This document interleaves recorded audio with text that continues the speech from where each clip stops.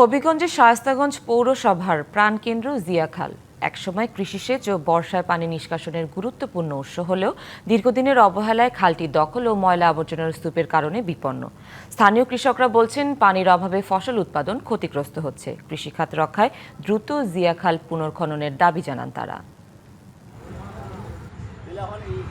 শায়েস্তাগঞ্জ পৌরসভার লেঞ্জাপাড়া, দাউদনগর, নিজগাঁও ও কুতুবের চকসহ আশপাশের গ্রাম ঘেঁষে প্রবাহিত জিয়াখাল একসময় কৃষিজমির সেচ এবং বর্ষা মৌসুমে জলাবদ্ধতা নিরসনের প্রধান উৎস ছিল।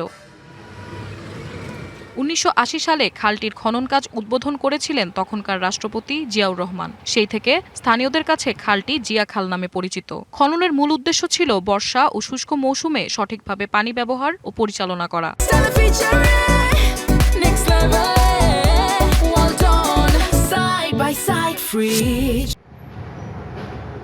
গত ৪ দশকে পুনঃখনন ও পরিচ্ছন্নতার অভাবে খালটির জল প্রবাহ কমে যাওয়ায় বিপাকে সেচ ব্যবস্থা। বর্ষা মৌসুমে প্লাবিত হয় ফসলের জমি। এটার মধ্যে আগে আমরা কয়েক গ্রাম মিললাম মাছ টাছ মারছি, এরপরে ধান ক্ষেত করছি, এটা পানি থাকতো।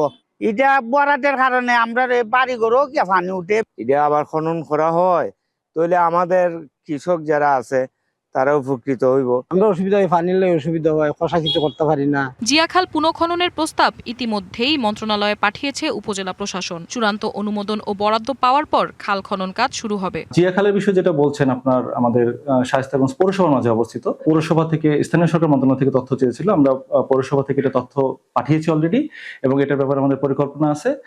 এইখানে বরাদ্দ আসা সাপেক্ষে আমরা ইনশাআল্লাহ এই খালের কাজটাও শুরু করে দিতে পারবো খুব দ্রুতই। দ্রুত খালটি পুনঃখনন ও পরিচ্ছন্নতার উদ্যোগ নিলে জমিতে সেচের জন্য কৃষক সুবিধা পাবেন। DBC news desk.